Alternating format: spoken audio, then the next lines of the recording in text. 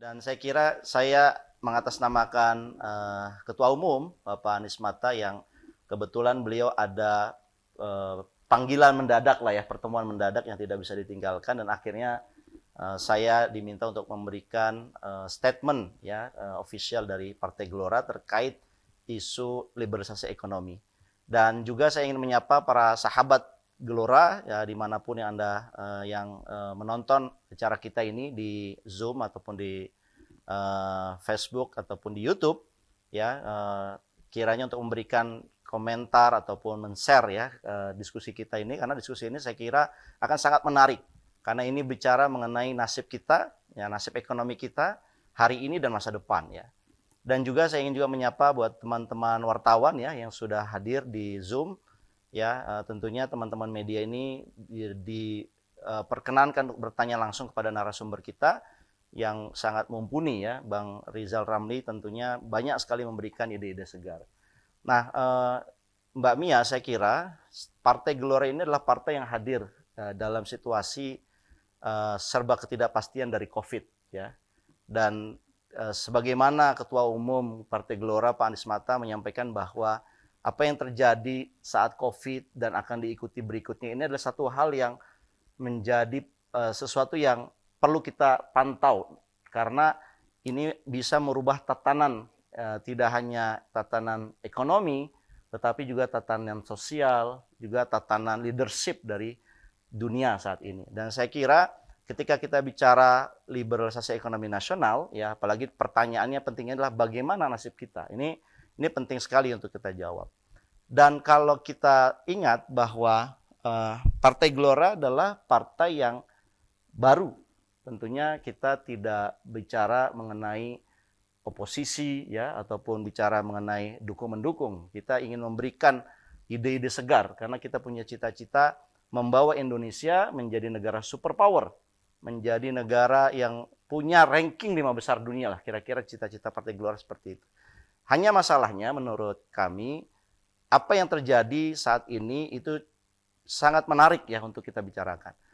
Ketika misalkan kita bicara liberalisasi ekonomi nasional misalkan, sebenarnya satu kata yang ini sudah kita kenal sejak zaman Orde Baru, sejak zaman Pak Harto. Saya ingat begitu Pak Harto 67 ya, kemudian 71 menjadi PLT dan kemudian pemilu, itu kita sudah mengenal istilah liberalisasi perdagangan. Karena kita pengen ada kelancaran arus barang. Dan kalau kita ingat juga tahun 88 ada disebut dengan paket kebijakan Oktober. Kita melakukan liberalisasi di sektor keuangan. Yang kemudian itu dikenal untuk memperlancar arus modal. Dan saya kira nanti kita bicara 98, nanti Mas Yanwar akan bicara detail bagaimana liberalisasi keuangan itu ternyata tidak disikapi dengan bijak oleh para bankir kita, oleh para pelaku ekonomi kita, akhirnya terjadi krisis 98 karena terlalu agresif begitu. Nah, sekarang kita bicara di era pasca Covid. Di era pasca Covid ini semua orang pakai teknologi. Ada arus barang sudah kita lalui, ada arus keuangan, sekarang arus informasi. Jadi liberalisasi informasi pun terjadi. Nah, ketiga sektor ini, kebebasan barang, kebebasan keuangan, dan kebebasan informasi ini memang sebenarnya tidak bisa kita hindari bahwa yang namanya manusia saling membutuhkan antar negara tidak bisa dihindari lagi. Hanya saja kalau kita lihat bagaimana perkembangan liberalisasi ekonomi nasional itu kita selenggarakan ya, saya melihat adanya paradoks di sini. Satu sisi ya, kalau kita lihat negara-negara lain ya, seperti di Amerika ya, liberalisasi ekonomi, liberalisasi keuangan itu diakhiri dengan krisis 2008. Di mana krisis itu seolah-olah menegaskan bahwa yang tadinya pasar tidak boleh diatur, bahwa the truth depend on market gitu istilah ekonominya, maka tahun 2008-2009 itu timbul kesadaran di mana pemerintah perlu melakukan intervensi. Market harus diregulasi dengan baik. Karena begitu market dibiarkan terlalu bebas, maka dia menghancurkan sistem ekonomi. Nah, sebenarnya liberalisasi dalam arti yang konvensional itu sudah mati di tahun 2008. Nah, sekarang persoalannya adalah negara-negara di Eropa, negara-negara di Amerika itu sebetulnya sudah menuju kepada intervensi government. Bahkan isu-isu sekarang di Amerika adalah bicara debt ceiling. Itu kan sebetulnya pemerintah intervensi gitu ya kepada market yang pada akhirnya teorinya sebenarnya kita bisa menyebut neo-Keynesian atau intervensi pemerintah. Dan negara yang mengalami neo-Keynesian itu mengalami juga shifting menjadi proteksionis. Bagaimana kita tahu Amerika melindungi pertaniannya misalkan ya. Nah, di Eropa juga sama. Mereka melindungi minyak nabatinya, bunga matahari, sehingga minyak sawit kita tidak bisa masuk ya di pasar Eropa karena mereka punya perjanjian RED II. Jadi berbagai negara mengalami proteksionisme. Tapi apa yang terjadi di kita ya? Di kita malah terbalik gitu loh. Ya, kita mengalami liberalisasi. Pertama kita lihat di sektor keuangan ya, bagaimana infrastruktur itu dibiayai dengan mengandalkan investor yang berasal dari luar. Nah, ini yang membuat sebenarnya membuat kerentanan ekonomi di masa depan gitu ya. Nah, sebenarnya kita melihat yang kedua adalah selain kita memang membutuhkan yang namanya dana ya, apalagi kita bicara infrastruktur ya, ini kan heavy capital dan juga orientasinya jangka panjang. Nah, kita juga dihadapkan oleh satu kondisi di mana investor itu datang ya, memang membawa modal, membawa teknologi, tapi membawa juga tenaga kerjanya. Apalagi tenaga kerjanya bisa dikategorikan sebagai low skill.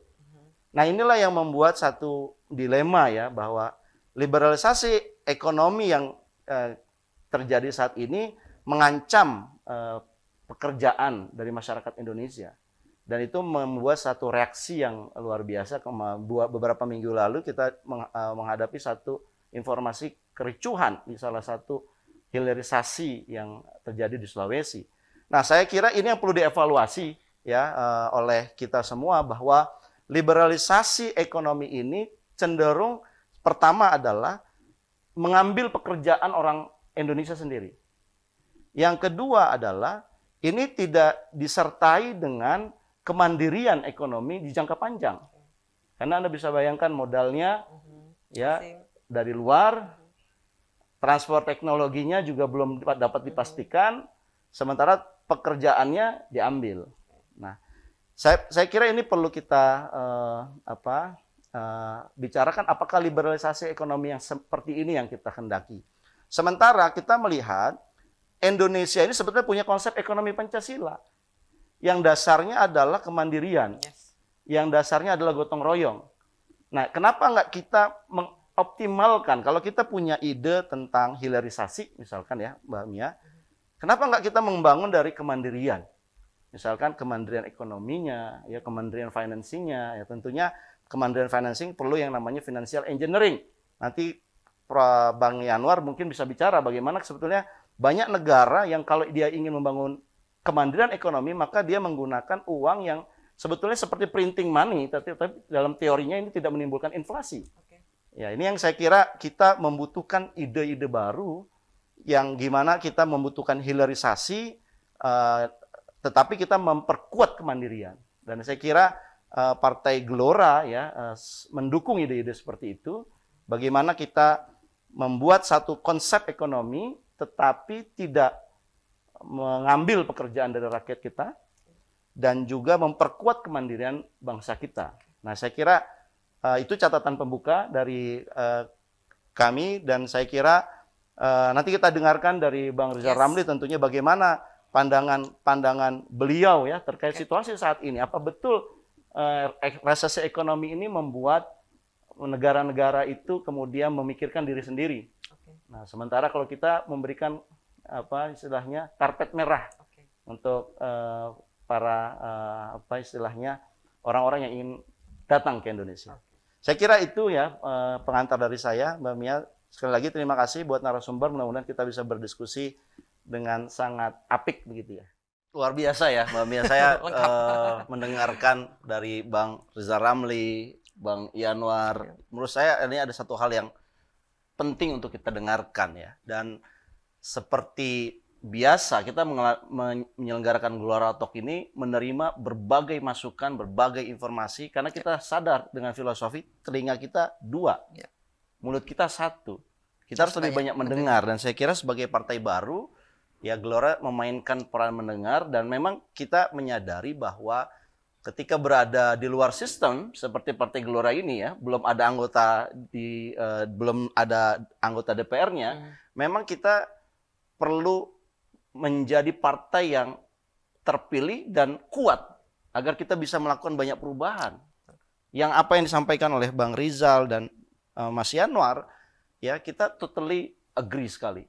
Dan saya kira ini permasalahan yang sangat fundamental ya. Liberalisasi apapun sistemnya tanpa rule of law, kalau bahasa Pak Yanwar adalah tanpa etika, maka jadi liberalisasi yang liar. Dan yang liar ini yang nasib rakyat yang dipertaruhkan, saya kira. Dan saya ingin sampaikan terima kasih kepada Bang Rizal, ini mentor saya sebenarnya. Saya banyak belajar dari beliau, Mas Yanwar juga sama, kita juga sering berdiskusi. Dan memang apa yang kita pilih adalah kita masuk ke dalam pemerintahan, dalam arti sistem pemerintahan ini secara konstitusional dengan membuat partai politik. Membuat partai politik dan kita merubahnya. Karena kita sadar bahwa Indonesia ini punya potensi untuk jadi besar. Langit, berdasarkan Ketum bicara ya, langit kita begitu tinggi, tapi kita rendah, terbangnya sangat rendah sekali. Karena tadi kita tidak menggunakan cara-cara yang ilmiah. Ada gap antara potensi dan pencapaian. Ada gap antara potensi dan pencapaian, dan saya kira itu menyedihkan kita semua. Kita tentunya senang mendengar apa yang disampaikan, dan saya kira Partai Gelora mencatat bahwa kalau di luar negeri itu menarik, Mbak. Begitu sistem yang berkuasa sekarang ganti, maka yang mengkritik itu jadi yang memimpin. Tapi di Indonesia untuk tim ekonominya, siapapun calon presidennya, tim ekonominya bisa sama gitu loh. Nah ini saya berharap Bang Yanwar, nanti Bang Rizal, kalau seandainya Gelora masuk pemerintahan, beliau-beliau ini mau melakukan perubahan dalam sistem. Setidaknya Gelora mencatat nih Mbak, calon tim ekonomi, calon pemimpin masa depan ada di narasumber kita. Dan Kipnet kita juga berusaha mengundang berbagai masukan termasuk dari yang sedang menjadi policy makers, tapi ternyata mereka tidak hadir. Ya saya kira ini satu diskurs yang luar biasa. Mudah-mudahan kita bisa melaksanakan apa yang dikritik oleh Bang Rizal dan Bang Yanwar. Terima kasih abang-abang semua. Sukses terus Bang, sehat terus.